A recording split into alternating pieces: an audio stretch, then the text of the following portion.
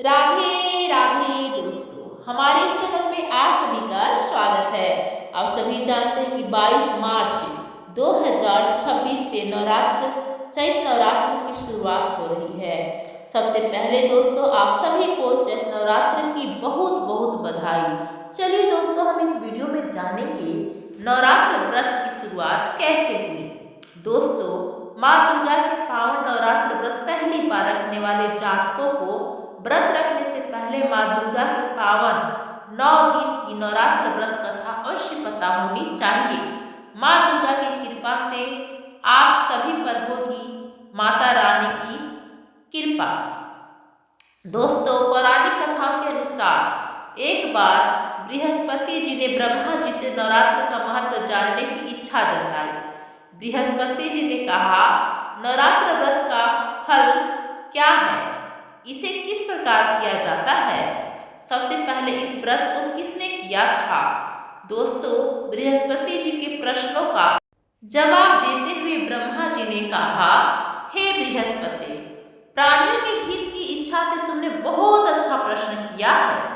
जो इंसान मनोरथ पूर्ण करने वाली माँ दुर्गा का ध्यान करता है वे धन्य है। यह नवरात्र व्रत संपूर्ण कामनाओं को पूर्ण करने वाला है।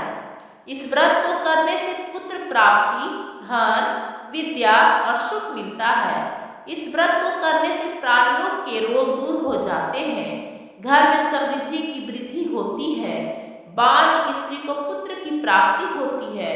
माँ दुर्गा के व्रत रखने से समस्त पापों से छुटकारा मिल जाता है। जो मनुष्य इस नवरात्र व्रत को नहीं करता वह अनेक दुखों को भोगता है। ब्रह्मा जी ने कहा, हे बृहस्पति, जिसने सबसे पहले इस महाव्रत को किया है वह कथा मैं तुम्हें सुनाता हूँ। ब्रह्मा जी बोले, प्राचीन काल में मनोहर नगर में पीठत नाम का एक अनाथ ब्राह्मण रहता था। वह माँ दुर्गा का भक्त था। ब्राह्मण के घर संपूर्ण सद्गुणों से युक्त सुमति नाम की एक अत्यंत सुंदर कन्या पैदा हुई। वह कन्या अपने पिता के घर में अपनी सहेलियों के साथ खेलते हुए इस प्रकार बढ़ने लगी जैसे शुक्ल पक्ष में चंद्रमा की कला बढ़ती है। उस कन्या का पिता प्रतिदिन जब दुर्गा माँ की पूजा करके यज्ञ किया करता, वह कन्या उस समय नियम से वहां उपस्थित रहती। एक दिन सुमति अपनी सहेलियों के साथ खेल में इतनी व्यस्त हो गई कि वह भगवती के पूजन में उपस्थित होना भूल गई। उसके पिता को पुत्री की ऐसी लापरवाही देखकर क्रोध आ गया और वह पुत्री से कहने लगे, अरे दुष्ट पुत्री, आज तूने भगवती का पूजन नहीं किया, इस कारण मैं किसी कुष्ठ, कोढ़ी रोगी या दरिद्र मनुष्य के साथ तेरा विवाह कराऊंगा। पिता की बात सुनकर सुमति को बड़ा दुख हुआ और पिता से कहने लगी, हे पिताजी, मैं आपकी कन्या हूँ तथा सब तरह आपके अधीन हूँ। जैसी आपकी इच्छा हो आप वैसा ही करो, चाहे राजा से, चाहे कुष्ठ कोढ़ी से, चाहे दरिद्र से, जिसके साथ चाहो मेरा विवाह करना, पर होगा वही जो मेरे भाग्य में लिखा होगा। क्योंकि कर्म करना मनुष्य के अधीन है पर फल देना ईश्वर के अधीन है। कन्या की निर्भयता से कहे हुए वचन सुन उस ब्राह्मण ने क्रोधित हो अपनी पुत्री का विवाह एक कोढ़ी के साथ कर दिया और अत्यंत क्रोधित हो पुत्री से कहने लगा, हे पुत्री, अब तुम अपने कर्म का फल भोगो। देखते हैं भाग्य के भरोसे रहकर तुम क्या करती हो। पिता के ऐसे कटु वचनों को सुन सुमति मन में विचार करने लगी, मेरा बड़ा दुर्भाग्य है जो मुझे ऐसा पति मिला। इस तरह अपने दुख का विचार करती हुई सुमति अपने कोढ़ी पति के साथ वन में चली गई और उस निर्जन वन में सुमति ने अपने पति के साथ रात बड़े कष्ट से व्यतीत की। उस गरीब ब्राह्मणी सुमति की ऐसी दशा देख माँ देवी भगवती दुर्गा ने ब्राह्मणी के पूर्व जन्म के पुण्य के प्रभाव से प्रसन्न होते हुए स्वयं ब्राह्मणी के समक्ष प्रकट होकर सुमति से कहा, हे दीन ब्राह्मणी, मैं तुझसे प्रसन्न हूँ, तू जो चाहो सो वरदान मांग सकती हो। माँ भगवती दुर्गा का यह वचन सुनकर ब्राह्मणी ने कहा, आप कौन हैं और यह सब मुझसे क्यों कह रही हो। ब्राह्मणी का ऐसा वचन सुन माँ दुर्गा ने कहा कि मैं आदि शक्ति भगवती हूँ, और मैं ही ब्रह्मा विद्या व सरस्वती हूँ। प्रसन्न होने पर मैं प्राणियों का दुख दूर कर उनको सुख प्रदान करती हूँ। हे ब्राह्मणी, मैं तुझ पर तेरे पूर्व जन्म के पुण्य के प्रभाव से प्रसन्न हूँ। तुम्हारे पूर्व जन्म का वृत्तांत सुनाती हूँ, सुनो। तू पूर्व जन्म में निषाद की स्त्री थी और अति पतिव्रता थी। एक दिन तेरे पति निषाद ने चोरी की। चोरी करने के कारण तुम दोनों को सिपाहियों ने पकड़ लिया और जेल खाने में कैद कर दिया। सिपाहियों ने तुझको और तेरे पति को भोजन तक भी नहीं दिया। इस प्रकार नवरात्र के उन दिनों तुमने न कुछ खाया और न ही जल पिया। इस प्रकार 9 दिन तक तुम्हारा नवरात्र का व्रत हो गया। हे ब्राह्मणी, उस दिनों में अनजाने में तुझसे जो व्रत हुआ, उस व्रत के प्रभाव से प्रसन्न होकर मैं तुझे मनोवांछित वर देती हूँ। तुम्हारी जो इच्छा हो सो मांगो।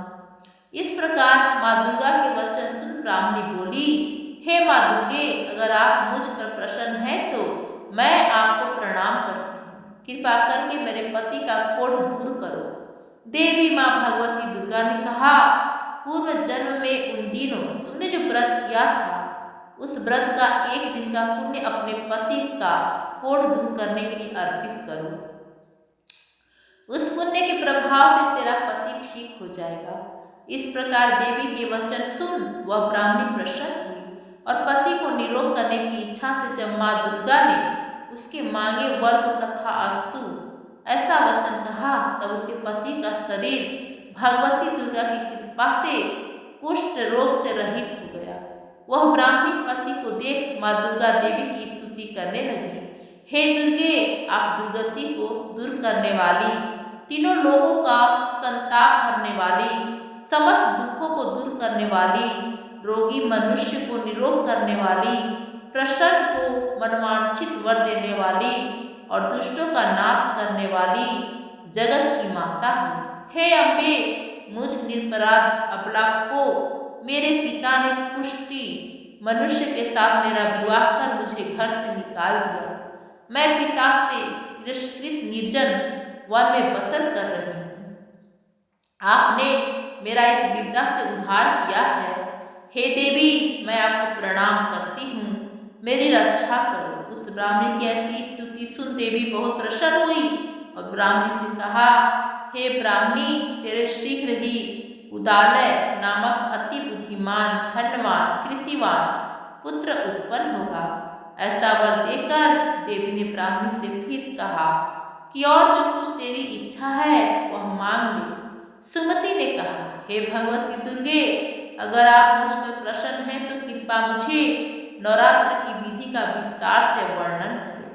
ब्राह्मणी के वचन सुन माँ दुर्गा ने कहा, हे ब्राह्मणी, मैं तुम्हें संपूर्ण पापों को दूर करने वाले नवरात्र व्रत की विधि बताती हूँ। चैत्र मास के शुक्ल पक्ष की प्रतिपदा से लेकर 9 दिन तक व्रत करें। यदि दिन भर का व्रत न कर सके तो एक समय भोजन करें। नवरात्र के पहले ही दिन सुबह पवित्रता पूर्वक स्नान करके सूर्यदेव को जल अर्घ्य कर सबसे पहले माँ दुर्गा की चौकी स्थापित करें।